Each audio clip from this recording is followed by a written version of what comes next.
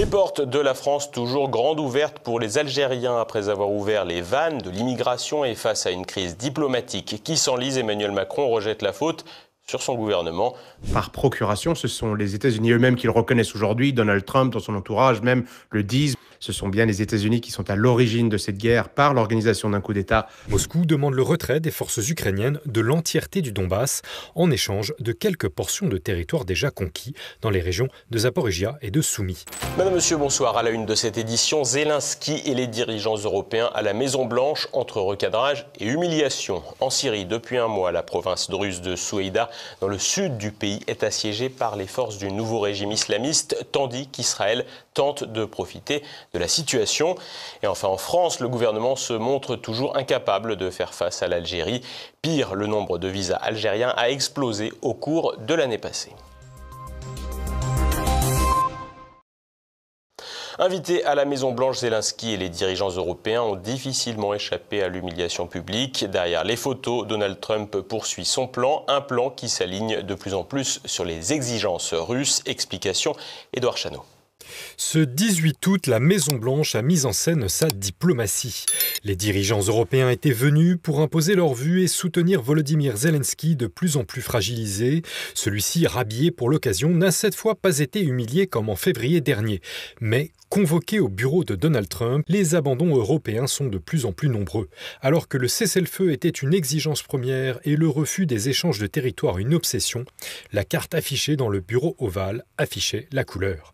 La Maison-Blanche a revendiqué dans un communiqué le retour du leadership américain et il est difficile de contredire son triomphalisme. Les flatteries de Mark Rutte, secrétaire général de l'OTAN, envers Donald Trump en disaient long sur la cécité diplomatique des Européens qui auraient pu eux-mêmes débloquer la situation depuis longtemps. Je tiens vraiment à vous remercier, président des États-Unis, cher Donald, pour avoir débloqué la situation avec le président Poutine, en entamant le dialogue depuis février, je crois, avec votre premier appel. C'est grâce à cela que nous sommes ici aujourd'hui. Je pense que si nous jouons bien, nous pouvons en finir. Le fait que vous ayez dit vouloir participer aux garanties de sécurité est vraiment un grand pas, c'est vraiment une avancée, cela fait toute la différence. Je tiens également à vous remercier pour cela.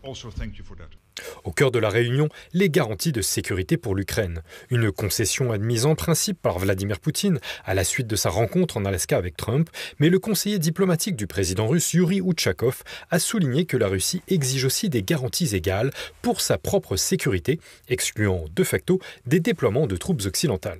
Les Occidentaux se donnent 10 jours pour élaborer ces garanties, bien sûr sous la coordination américaine, car là encore, les Européens ne peuvent agir seuls.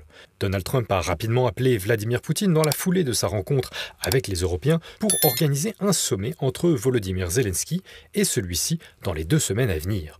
Rien n'est encore acté, mais la Russie a admis l'idée d'élever le niveau des rencontres diplomatiques avec Kiev. Reste que l'initiative de Trump est indispensable, selon Nikola Mirkovitch, fondateur de l'ONG West-Est et auteur de l'essai L'Amérique Empire, qui salue le travail diplomatique du président américain. L'idée d'une rencontre trilatérale n'est pas surprenante, elle est même indispensable. N'oublions pas que les vrais protagonistes de cette guerre sont les États-Unis et la Russie, qu'il s'agit d'une guerre par procuration. Ce sont les États-Unis eux-mêmes qui le reconnaissent aujourd'hui. Donald Trump, dans son entourage même, le disent. Ce sont bien les États-Unis qui sont à l'origine de cette guerre par l'organisation d'un coup d'État en Ukraine en 2014, ce qui a envenimé la situation avec la Russie. On a vu que Donald Trump avait une vision qui était différente de celle de Joe Biden. Donc il veut négocier, il veut entamer la voie diplomatique. Il l'a fait d'ailleurs, il a envoyé différents experts discuter depuis plusieurs mois avec Vladimir Poutine et son gouvernement. Il a même envoyé ses propres ministres.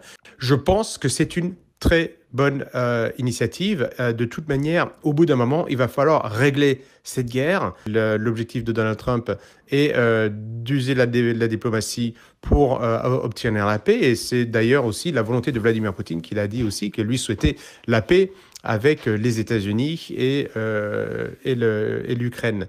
toute guerre se termine toujours par un accord et la paix. Et il faut saluer cette initiative de Donald Trump qui rompt avec ce que Joe Biden avait mis en place, c'est-à-dire vraiment une politique de porte fermée à toute discussion, à toute négociation. Selon le conseiller diplomatique du Kremlin, Yuri Uchakov, l'appel de Trump a aussi soulevé la question des territoires à échanger, alors même qu'Emmanuel Macron affirmait à la presse que ces derniers n'avaient pas été évoqués à la Maison-Blanche. Moscou demande le retrait des forces ukrainiennes de l'entièreté du Donbass en échange de quelques portions de territoires déjà conquis dans les régions de Zaporijia et de Soumy. Une idée que Donald Trump a admise dans la foulée de sa rencontre avec Poutine en Alaska, et une évidence que les Européens devront sans doute admettre, car, comme le rappelle Nicolas Mirkovitch, c'est Vladimir Poutine qui est en position de force dans ces négociations. Contre toute attente, c'est Vladimir Poutine qui a les cartes en main pour bien négocier aujourd'hui. Malgré les quelques 30 000 sanctions appliquées par les pays atlantistes, il a fait de la Russie la première puissance européenne en PIB en parité de pouvoir d'achat, malgré la présence de l'OTAN et les consultants de l'OTAN et le matériel militaire de l'OTAN et les centaines de milliards d'euros donnés par l'OTAN, eh bien c'est l'armée russe qui est en train de gagner sur le terrain. Donc lui, aujourd'hui, il est en position de force pour discuter avec Donald Trump. Et n'oublions pas que Trump, comme les Européens voulaient un cessez-le-feu, Poutine a dit qu'il n'y aurait pas de cessez-le-feu et qu'il voulait un accord direct et que c'est aujourd'hui la position de Donald Trump. Donc très clairement, Vladimir Poutine est en position de force dans ces négociations aujourd'hui. La Syrie plonge toujours un peu plus dans le chaos et la guerre civile. Depuis un mois, la province druze de Soueïda, dans le sud du pays, est assiégée par les forces du nouveau régime islamiste, tandis qu'Israël tente de profiter de la situation. Le décryptage de Nicolas de Lamberterie. Pas de trêve estivale pour les violences intercommunautaires et la guerre civile en Syrie. Depuis la prise de pouvoir en décembre 2024 des islamistes conduits par Ahmed al-Shara et soutenus par la Turquie, les violences contre les minorités religieuses en Syrie n'ont eu de cesse de se poursuivre. Au printemps 2025, des raids contre les provinces alaouites, le groupe ethno-religieux dont est issue la famille Assad, ont fait plus d'1 millier de morts, dont de très nombreux civils. Des massacres dans lesquels des dignitaires du nouveau régime sont clairement impliqués, ce qui n'a toutefois guère ému la communauté internationale, étant donné que les Alaouites sont grossièrement considérés comme ayant vocation à expier les péchés du régime précédent. Fin avril et début mai, des violences ont éclaté entre les milices du régime islamiste et la communauté druze. Les Druzes, une petite communauté ethno-religieuse arabe d'1 million d'individus, dont 500 000 se trouvent en Syrie, se sont toujours efforcés de rester en dehors de la guerre civile syrienne, y compris du temps de Bachar el-Assad. En Syrie, les Druzes se trouvent essentiellement dans la région de Soueïda, dans le sud, où ils sont largement majoritaires, et dans la ville de Jaramana, dans la banlieue de Damas. Mais un message audio falsifié et attribué à un chef religieux druze de Jaramana a déclenché des attaques de groupes islamistes contre les Druzes de la banlieue de Damas, qui se sont défendus avec leurs propres milices armées. Les affrontements ont fait au moins une centaine de morts. Israël a durant ces journées bombardé le territoire syrien dans le but d'empêcher la poursuite des violences contre les Druzes, prenant ainsi fait et cause pour les Druzes, ce qui leur donne le prétexte de poursuivre des interventions en Syrie dans le but de maintenir le pays en état d'incapacité d'agir. Fin juin, c'était au tour des chrétiens de subir une attaque terroriste faisant 25 morts et 63 blessés à Damas. Et depuis mi-juillet, les combats entre milices du régime et milices druzes ont repris. Tout a commencé avec des affrontements entre Druzes et Bédouins arabes sunnites vivant dans la province de Soueïda, qui ont rapidement dégénéré avec le renfort de milices islamistes du régime. Ces dernières sont parvenues à entrer dans la ville de Soueïda et ont kidnappé ou exécuté de manière sommaire de nombreux civils druzes, nombre de ces exécutions ayant été filmées et offrant un spectacle insoutenable. Pendant ce temps, des Bédouins ont également fui les zones majoritairement druzes. Si les combats, qui ont fait potentiellement près d'1 millier de morts, ont rapidement cessé après qu'Israël ait bombardé la capitale Damas, depuis près d'1 mois, la province de Soueïda est assiégée par les milices islamistes et les populations civiles commencent à manquer de tout. Médicaments, eau, nourriture, pétrole, gaz, internet, électricité. En parallèle de cela, les Druzes de Syrie en dehors de la province de Soueïda sont de fait menacés de toutes parts et mis au banc de la société et retranchés dans la ville de Jaramana. Les étudiants druzes ont été de fait chassés des universités de Damas. Désormais, les manifestants druzes à Soueïda réclament de plus en plus ouvertement la sécession pure et simple de leur province du reste de la Syrie et l'intervention d'Israël.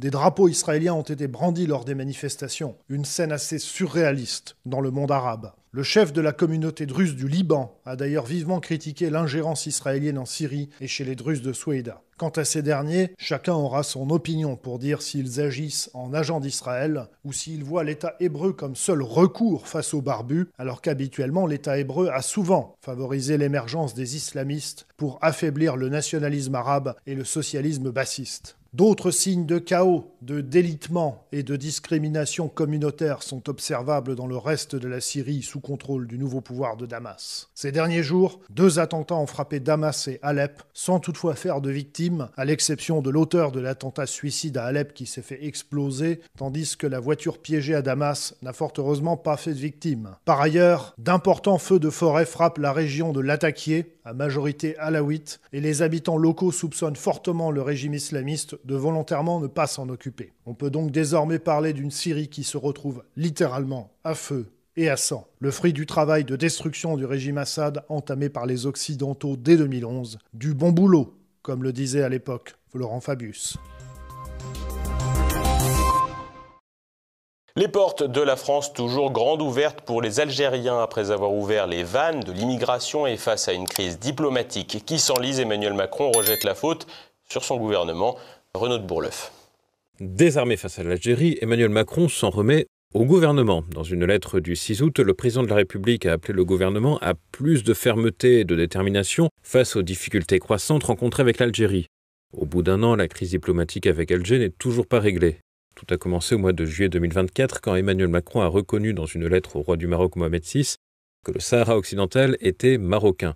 Un sujet épineux entre les 2 voisins maghrébins, les propos de Paris ont alors suscité de vives réactions à Alger. Après le blocage des expulsions de clandestins en refusant la délivrance de laissez-passer consulaires, puis l'arrestation de l'écrivain naturalisé français Boualem Sansal, le président algérien Abdelmadjid Tebboune a multiplié les provocations à l'encontre de la France, renvoi de clandestins expulsés par avion, ou encore expulsion d'Algérie de fonctionnaires de l'ambassade de France. Face à tout cela, Emmanuel Macron et son ministre des Affaires étrangères Jean-Noël Barrot préféraient ne pas faire de vagues. Maintenant, il joue la carte de la fermeté et de la détermination, invectivant ainsi le gouvernement. Une inversion des rôles alors que le ministre de l'Intérieur Bruno Retailleau appelait à la réaction face à Alger avec sa riposte graduée, laquelle n'a pas eu beaucoup de succès. Dans la lettre du 6 août adressée au gouvernement, Emmanuel Macron note notamment que le nombre de visas attribués aux Algériens a chuté automatiquement de 30% durant les 7 premiers mois de l'année en cours, ce qui reste extrêmement élevé alors que depuis le début de son 2e mandat, la porte a été largement ouverte aux Algériens.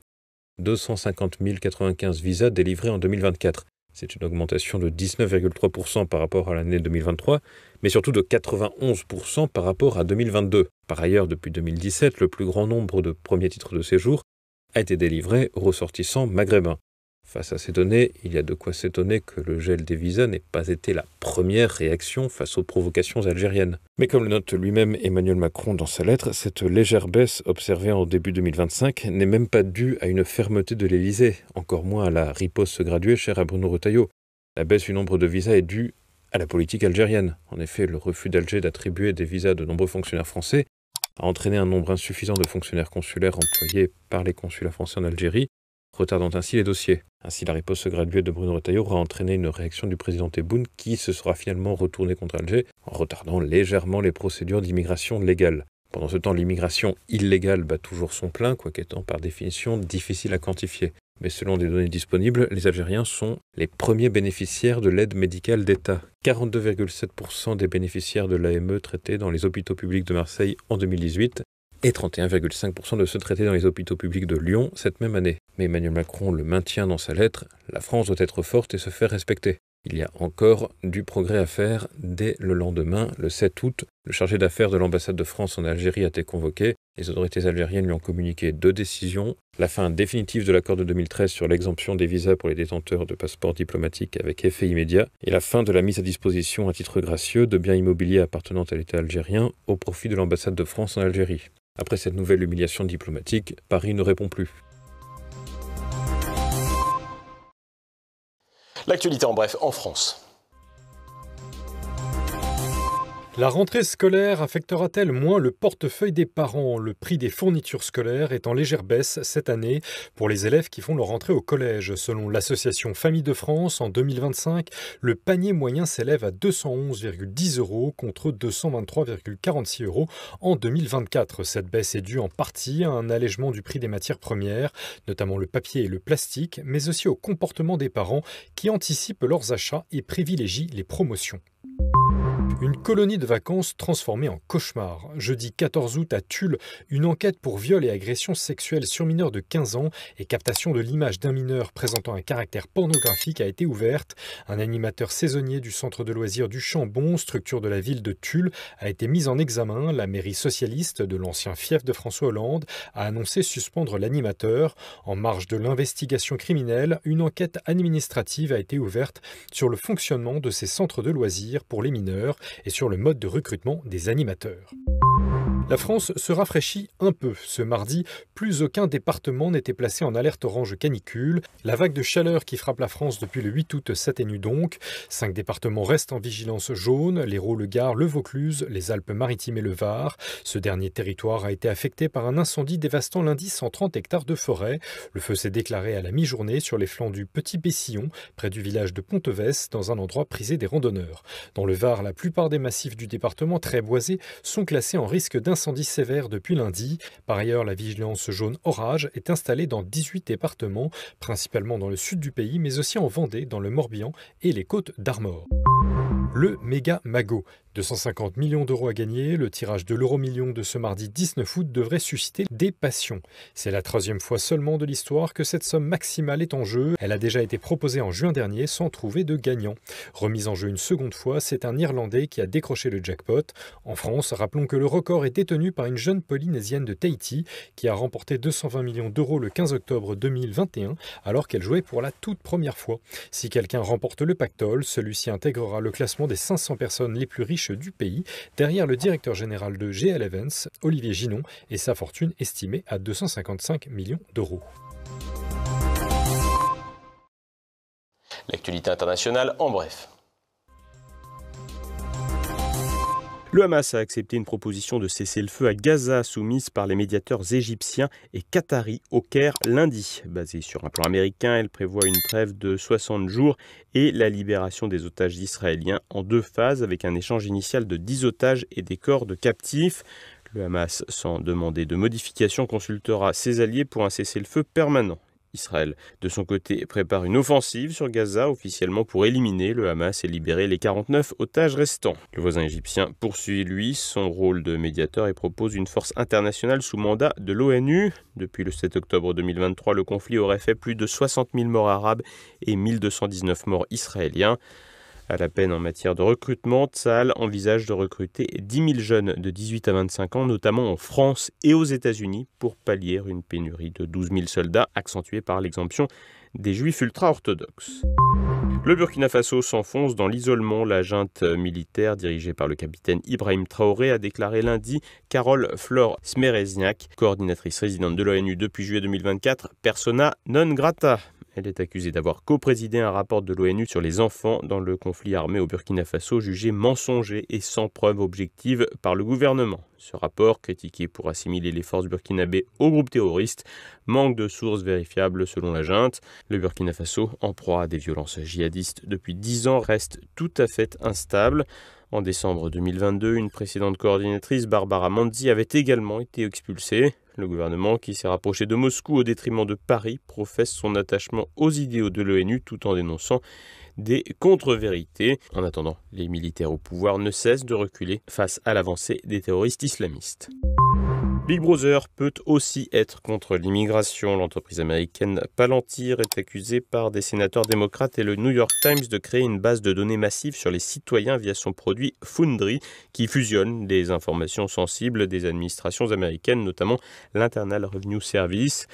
Ces pratiques jugées illégales incluent un contrat de 30 millions de dollars avec l'ICE pour optimiser l'expulsion d'étrangers. Palantir, fondé en 2003 par Peter Thiel, excelle dans l'analyse de données via l'IA et la reconnaissance faciale servant la NSA, le FBI ou la police. En Europe, ces outils soulèvent des inquiétudes. Le renseignement français s'en est détaché, tandis que le Danemark, la Grèce, la Hongrie et la Lettonie testent des systèmes similaires pour la fraude ou le contrôle migratoire. Ces pratiques amplifiées par l'IA générative alimentent des craintes d'une surveillance dystopique. Quand la clim tue, 5 personnes sont décédées et 14 autres hospitalisées dans le district new-yorkais de Harlem après avoir contracté la légionellose. Ce sont les services de santé américains qui l'ont annoncé. En cause, selon les services de santé américains, les tours de refroidissement de climatisation qui ont été testées positives à cette bactérie, provoquant une infection pulmonaire grave avec un taux de létalité de 9%. La contamination peut se faire via de l'eau ou par voie respiratoire, par des micro-gouttelettes en suspension dans l'air, mais pas de personne à personne.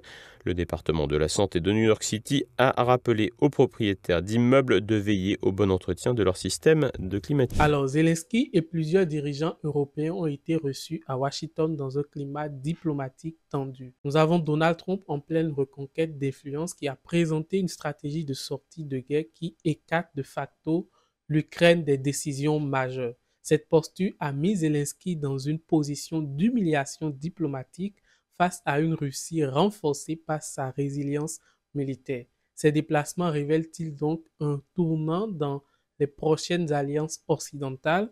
Est-ce que l'Ukraine peut-elle encore se poser dans les négociations sans soutien donc des États-Unis? Dites-nous ce que vous en pensez dans les commentaires et n'oubliez pas donc de vous abonner à la chaîne pour ne plus rater nos prochaines actualités. À tout de suite.